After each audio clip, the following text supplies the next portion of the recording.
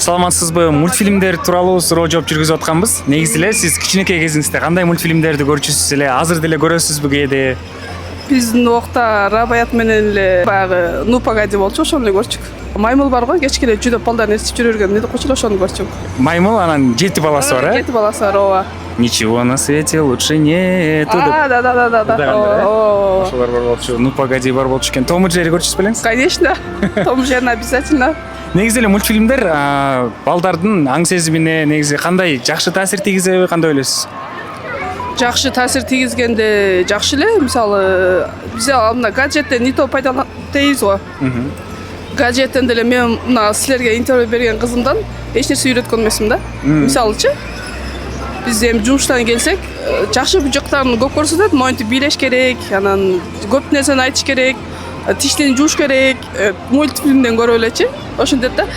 Тамак отурганда колду жууш керек. Ошол жакшы жактарын үйрөнгөндөр бар мультиктен деле.